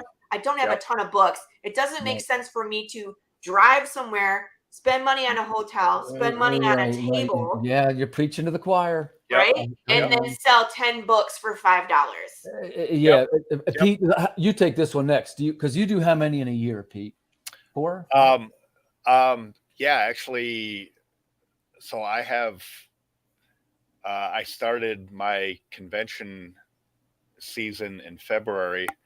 I've done a couple. I've done a comic books store event. I did, so I've got another one coming up in April, nothing in May, and then I've got a big 3-weekend one in Lansing, Michigan, which is pretty decent. Wow. And what is that? The Capital City Comic Con. Okay, cool. And then I'm going to the Transport novel series. I'm going down to Louisville, Kentucky, for a 10-year anniversary of it's called Enter the Imaginarium, and it's by my book publisher, my Transport book publisher, and it's their 10-year. I went to their first one, 10 years ago, so I thought, I gotta go to the 10-year one, and then after that, I don't really have anything else, but I'm keeping my ear to the ground. But again, I do mostly local. I mean, Lansing is only like an hour away. And all the other ones that I was kind of mentioning that I did already, they're local. The one in April or next month is local, not too far of a drive. Because again, also I can't, if I have to stay at a hotel, or I know I had an opportunity to go to Baltimore and hang out with my buddy Tim. Yeah, Baltimore's where the action is, buddy. Yeah, I know, and it just. How are you too? I know all about the Baltimore one. I have friends out that way. They always do Baltimore Comic Con. Yeah, and it just that one came down to just the I think at the time the gas. Wasn't the gas price like it's a real cost now? Yeah. So I will for my year. I probably will only do 2 this year. And I'll do Harrisburg, and we do the Baltimore. I do the publishing deal. It's a double table, and it'll look like I'm good at making it look like it's better. I'm doing better than I really am, if you know what I mean. It's my goal this year to do more book signings in stores like LCSs. Because 1, there's usually not a table fee, and 2, there isn't like a big actor or actress that everybody comes to see and they spend all their money to have an autograph and then have no money for you. People come into LCSs to buy comic books, right? So it's probably better for me as a new person to get my name out there, meet the owner, set up a table, bring them business, meet new people, etc. So that's where I'm going to try and focus. Yeah. I have actually a book signing set up in June in Livonia because I'm going to be in town for my brother's wedding. Nice. So there's an LCS, cool. that's out there that I'm familiar with. And he was like, while you're in town, come set up. He's like, well, cool. Have you sell books? Laurie, it was really great to meet you. And I just want to wish you every success with Path of the Pale Rider. I'm sorry I can't talk to you. Same to you. Pete, man, it was always great to see you. Thanks for coming on the show. You, sir. It was nice to meet you. Nice to meet you. It's my pleasure. And we'll be in contact. Yes. Yeah. We'll look forward to seeing you. And everybody, if you want to follow my book, that is Call of the Cryptid. That's over on Kickstarter now, so you can follow it. Amazing covers. Yeah, thank you. I can't wait to show them. And you showed it because I got a sneak peek and I was just like, excuse me. I was like, these are so awesome. Yeah, it came out really cool, man. I think people are going to be surprised. Yeah. Is Erwin Rosa doing that? Yeah, and he did interiors too.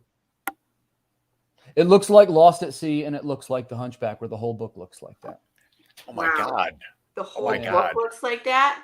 Yeah, and I'll tell you guys, there's a couple of cool things. One of them is we wanted to have like lyrics. One of the story elements is she listens to a transistor radio, and we wanted to have lyrics playing. But you can run afoul of all kinds of copyright issues if you have even a little piece of a song.